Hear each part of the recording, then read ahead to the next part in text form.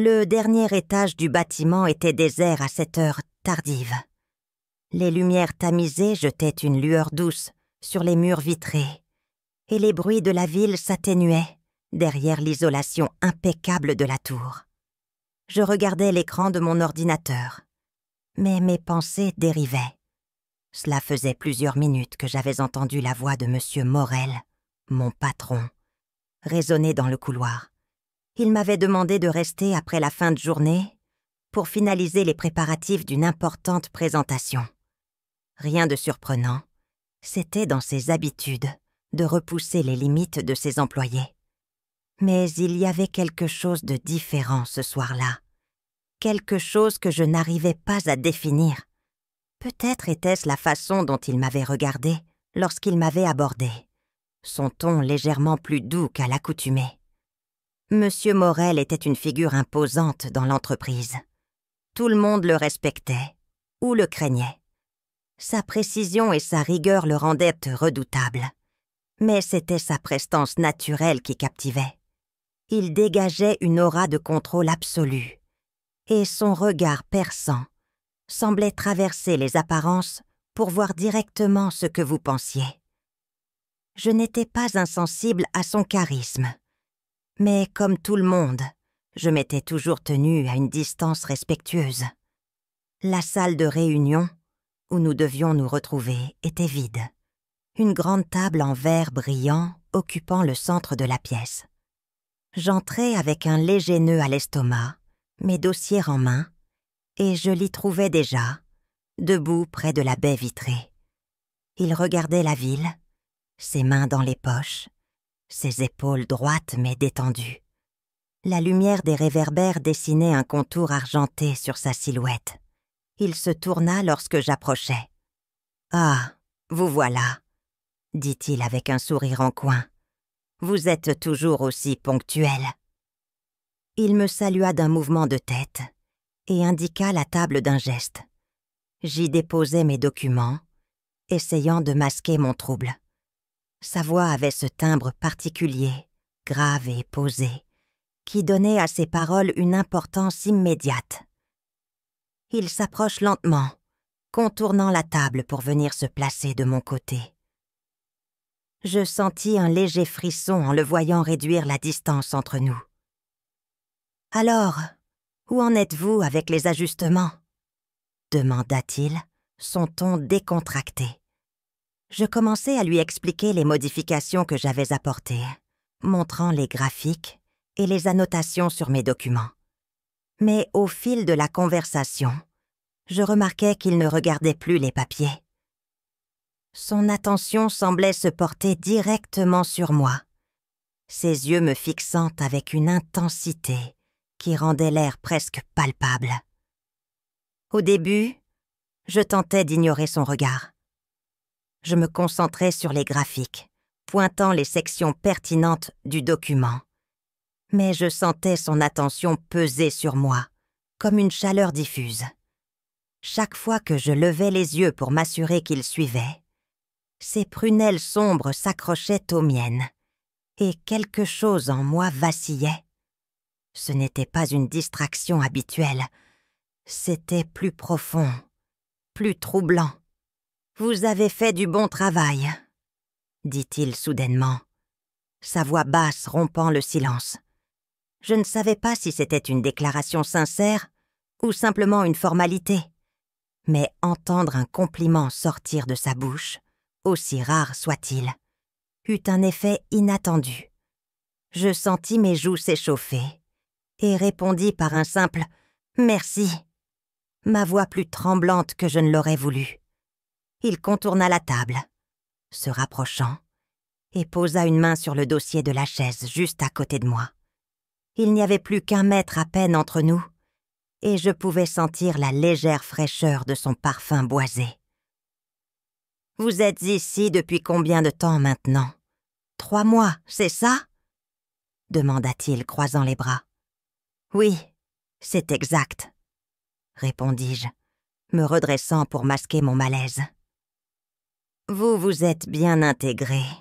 Ce n'est pas toujours facile. » poursuivit-il, et il marqua une pause, ses yeux scrutant mon visage comme s'il cherchait une réaction. « Mais j'ai remarqué quelque chose chez vous. Une attention aux détails et une discrétion rare. » Je ne savais pas quoi répondre. Ses paroles semblaient innocentes, mais le ton qu'il employait, cette infime variation dans sa voix, me donnait l'impression qu'il voulait dire autre chose. L'atmosphère de la pièce avait changé. Ce qui avait commencé comme une discussion banale s'était transformé en quelque chose de plus intime, de plus incertain. Il fit un pas en arrière et s'assit sur le bord de la table, juste devant moi. Son regard ne me quittait pas. J'essayais de m'occuper en rassemblant mes documents, mais mes doigts glissaient maladroitement, incapables de tenir les feuilles correctement. Je sentais mes paumes devenir moites. « Vous êtes nerveux ?» demanda-t-il soudainement, et je levai les yeux vers lui, prise au dépourvu. « Non, enfin peut-être un peu, » admis-je, évitant son regard. Il eut un léger sourire, mais pas moqueur. C'était un sourire presque rassurant, comme s'il trouvait ma maladresse touchante. « Détendez-vous. Nous ne sommes pas en réunion officielle.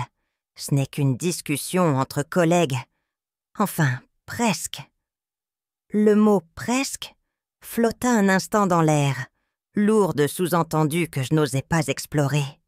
Il croisa les bras, ses doigts jouant distraitement avec la montre à son poignet. Pendant un moment, nous restâmes ainsi, dans un silence étrange, ponctué seulement par les bruits lointains de la ville. J'essayais de calmer les battements frénétiques de mon cœur, mais sa proximité ne faisait qu'amplifier mon trouble. « Vous savez, » dit-il finalement, brisant le silence, « je pense qu'il y a des choses qu'on apprend sur les gens en dehors du cadre professionnel. » Son regard devint plus perçant, et je sentis une tension s'installer dans mes épaules. « Par exemple ?» demandai-je, ma voix plus faible que je ne l'aurais voulu. Il se pencha légèrement en avant, réduisant encore la distance entre nous. Mon souffle se bloqua dans ma gorge.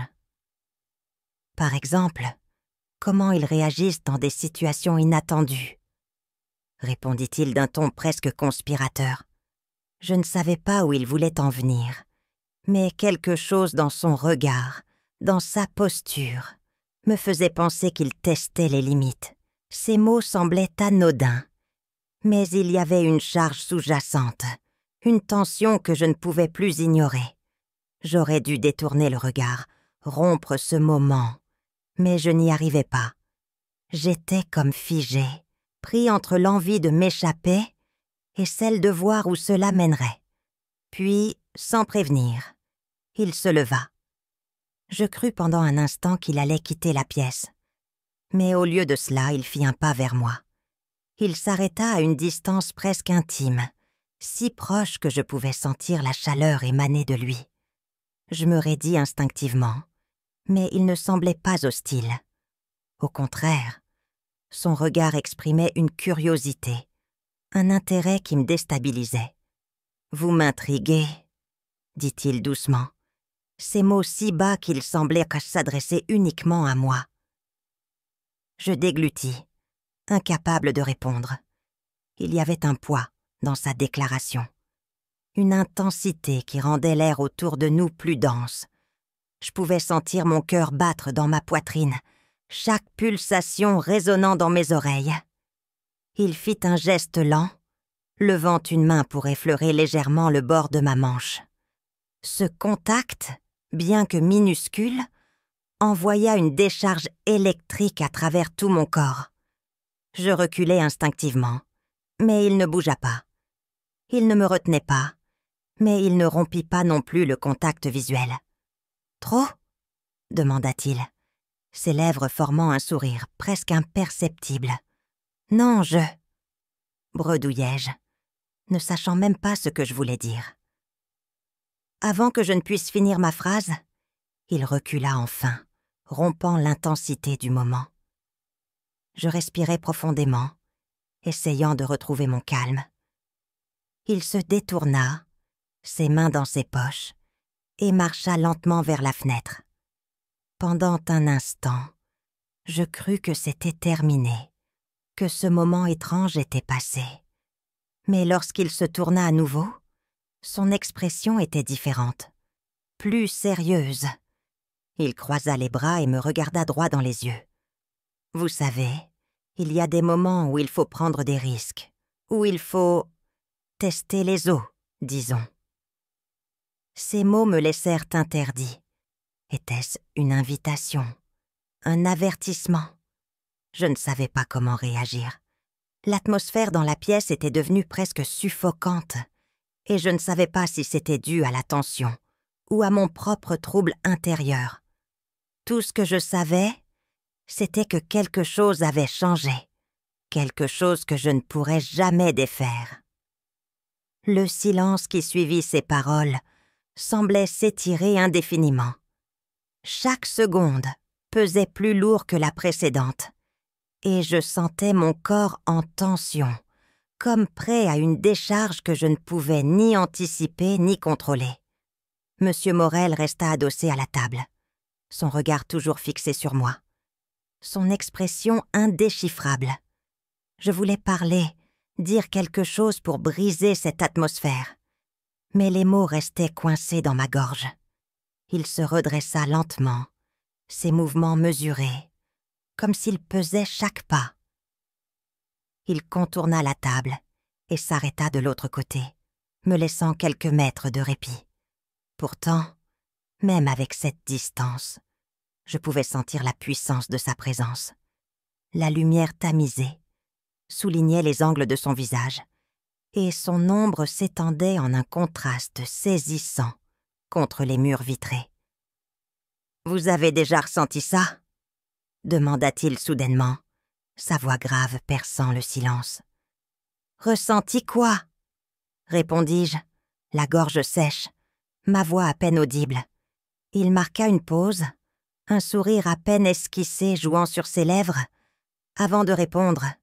Cette tension, cet instant où tout semble suspendu, comme si le moindre mouvement pouvait changer les choses pour toujours. Je ne savais pas s'il parlait du travail, d'une situation générale ou de ce moment précis entre nous. Mais je sentis mon estomac se nouer. Il jouait avec les mots, mais leurs implications étaient claires. Cette tension qu'il évoquait n'était pas abstraite. Elle emplissait chaque recoin de cette pièce, alourdissant l'air que je peinais à respirer. « Je ne sais pas, » murmurai-je, bien que cela ne soit qu'à moitié vrai. Bien sûr que je ressentais cette tension. Elle s'insinuait dans mes pensées, dans chaque battement de mon cœur. Il incline légèrement la tête, comme s'il étudiait ma réponse.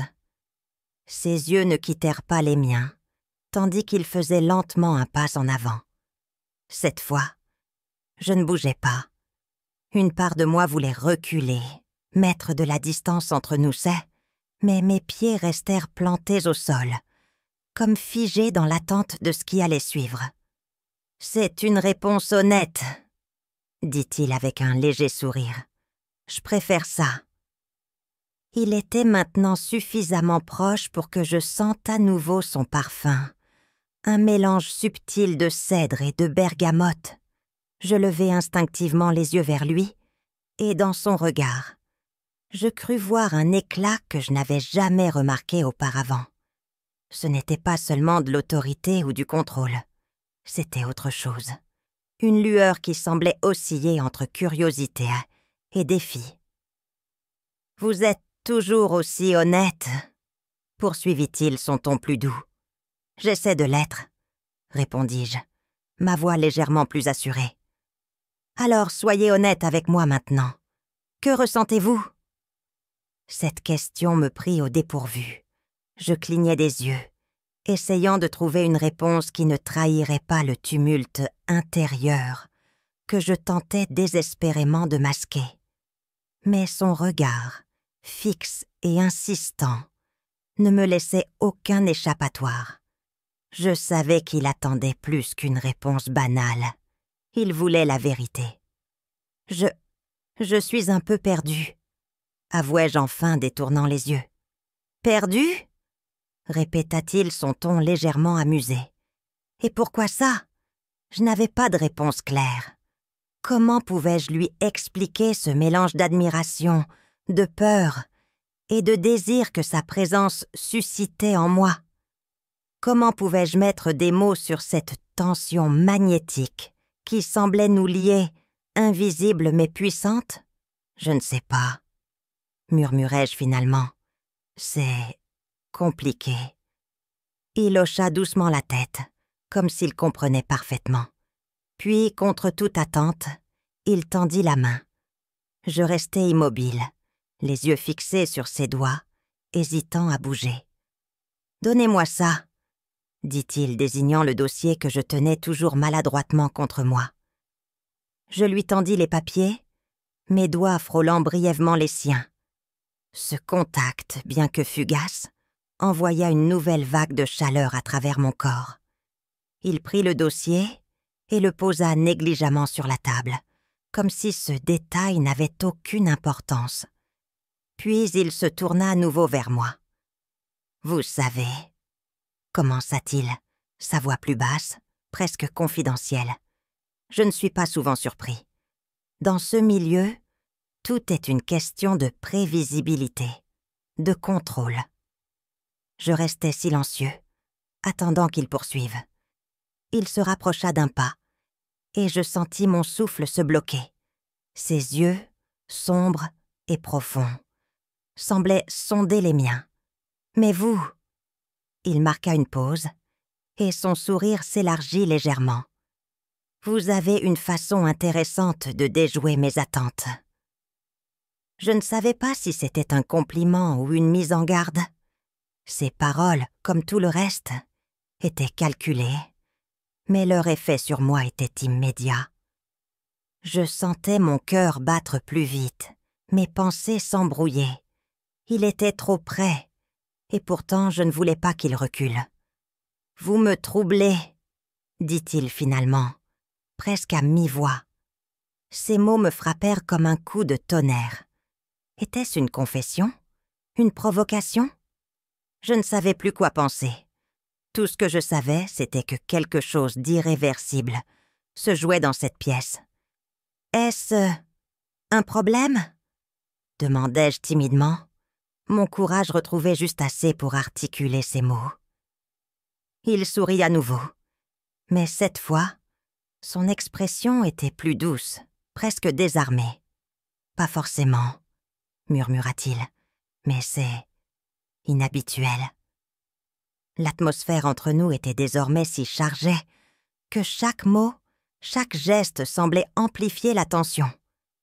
Je savais qu'il y avait une limite, une ligne invisible que nous approchions dangereusement. Et pourtant, aucune partie de moi ne voulait l'arrêter. Il fit un dernier pas en avant, si près maintenant que je pouvais sentir la chaleur de son corps. Il leva une main, hésitant un instant, avant de la poser doucement sur mon épaule. Son geste était à peine un contact, mais il me fit frissonner. « Dites-moi d'arrêter, » murmura-t-il, sa voix presque inaudible. C'était une invitation, une dernière chance de reculer, de prétendre que rien de tout cela n'était réel. Mais je ne bougeais pas. Mon silence devait suffire comme réponse, car il se pencha légèrement en avant, et à cet instant, je sus qu'il n'y avait plus de retour possible. Le moment s'étira, fragile comme un fil tendu au bord de la rupture. La chaleur de sa main sur mon épaule semblait s'intensifier, comme si chaque fraction de seconde ajoutait un poids invisible à ce simple contact. Ses yeux, fixés sur les miens, contenaient une intensité presque écrasante. Je pouvais voir, dans leur profondeur, une hésitation mêlée à une détermination troublante, un mélange qui reflétait le chaos de mes propres pensées.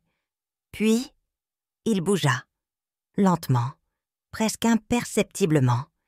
Il incline la tête, réduisant encore la distance entre nous. Je sentis mon souffle s'accélérer. Ma gorge se serrait. Tout en moi hurlait que je devais bouger, dire quelque chose, briser cette tension insoutenable. Mais je restais figée, incapable de faire quoi que ce soit d'autre que de regarder, d'attendre. Lorsque ses lèvres effleurèrent les miennes, ce fut si léger, si hésitant, que je crus d'abord l'avoir imaginé. Mais le contact se répéta, cette fois plus affirmé, plus réel. Mon corps réagit avant mon esprit. Je ne savais pas si c'était de la curiosité, de la nervosité ou quelque chose de plus profond, mais mes lèvres se trouvèrent en mouvement, répondant timidement au geste. Le baiser était d'abord doux, presque exploratoire. Il n'y avait aucune urgence, juste une tension contenue qui s'exprimait dans la lenteur de ses mouvements. Sa main glissa de mon épaule à ma nuque, son pouce effleurant ma peau dans un geste à la fois rassurant et terriblement intime. Je fermai les yeux, me laissant emporter par une vague de sensations que je ne pouvais ni comprendre, ni contrôler. Puis, comme si un barrage cédait, tout changea. Le baiser devint plus intense, plus exigeant. Sa main, autrefois posée avec précaution, se fit plus ferme, m'attirant légèrement contre lui. Je sentis sa respiration s'accélérer contre mes lèvres et ma propre nervosité laissa place à une étrange forme d'abandon. Il n'y avait plus de doute, plus d'hésitation. Seulement ce moment, cette connexion brute et inévitable. Lorsque nous nous séparâmes enfin, je restai immobile, les yeux encore clos, essayant de reprendre mon souffle. Sa main ne quitta pas ma nuque, et je sentis son front se poser légèrement contre le mien. Ni l'un ni l'autre ne parla, comme si briser ce silence risquait de détruire tout ce que nous venions de construire.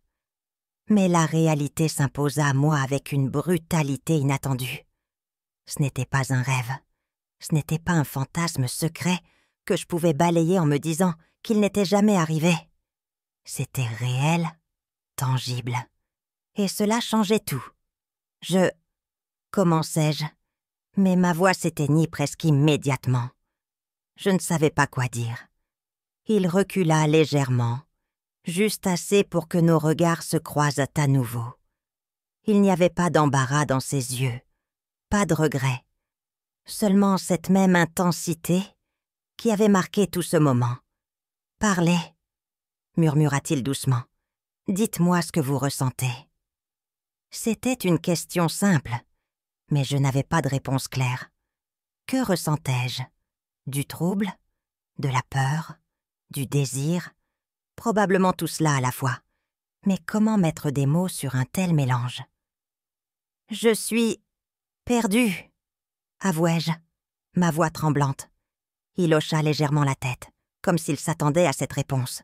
Ses doigts, toujours posés sur ma nuque, traçaient de petits cercles presque apaisants. « Moi aussi, » dit-il finalement, sa voix plus basse. « Mais parfois, se perdre peut être libérateur. » Je ne savais pas si c'était une justification ou une invitation à continuer, mais ces mots eurent un effet apaisant. Une part de moi voulait croire qu'il avait raison, que ce moment, aussi inattendu et compliqué soit-il, était quelque chose que je pouvais accepter. Il fit un pas en arrière, rompant doucement le contact. Je ressentis une étrange combinaison de soulagement et de vide. Le froid de l'air remplaça la chaleur de son corps, et pour la première fois depuis ce qui me semblait une éternité, je pus respirer à nouveau. Mais l'écho de son toucher restait, imprégné sur ma peau comme un souvenir impossible à effacer. « Vous n'êtes pas obligé de répondre maintenant, » dit-il calmement, ses mains glissant dans ses poches. « Mais je veux que vous sachiez une chose. Tout ce qui s'est passé ici ce soir, c'était honnête. Rien de plus, rien de moins. » Je levai les yeux vers lui, et cette fois, c'était moi qui le fixais. Son assurance habituelle semblait légèrement ébranlée. Mais il restait maître de lui-même. Je savais qu'il me laissait une porte ouverte, une possibilité de revenir sur ce qui venait de se passer. Mais au fond de moi, je savais qu'il n'y aurait pas de retour en arrière. « Et si je ne sais pas quoi en penser ?» demandai-je finalement, ma voix à peine audible. Il esquissa un sourire, un de ces sourires en coin, qui mêlaient amusement et sincérité. « Alors nous prendrons le temps de comprendre. Ensemble, si vous le voulez. » Ces paroles restèrent suspendues dans l'air, lourdes de promesses non dites. Je ne répondis pas. Mon esprit était trop embrouillé pour articuler une pensée cohérente. Mais au fond de moi, une petite étincelle d'espoir commençait à naître, mêlée à la peur et à l'excitation. Il jeta un dernier regard à la salle, comme pour s'assurer que tout était en ordre, avant de se diriger vers la porte. Il posa la main sur la poignée, mais se retourna une dernière fois. « Prenez le temps qu'il vous faut, » dit-il doucement. « Je ne suis pas pressé. » Et sur ces mots, il quitta la pièce, me laissant seul dans le silence. Je restais debout, figé, incapable de bouger. Mes pensées tourbillonnaient, et chaque sensation de ce moment semblait gravée dans ma mémoire. Je savais que rien ne serait plus jamais pareil. Une ligne avait été franchie, un chemin irréversible tracé. Et pourtant, je ne pouvais pas nier l'étrange sensation de clarté qui m'envahissait. Ce soir-là, dans la solitude de la salle de réunion, je compris que ma vie venait de basculer. Mais où ce chemin me mènerait, je ne le savais pas encore.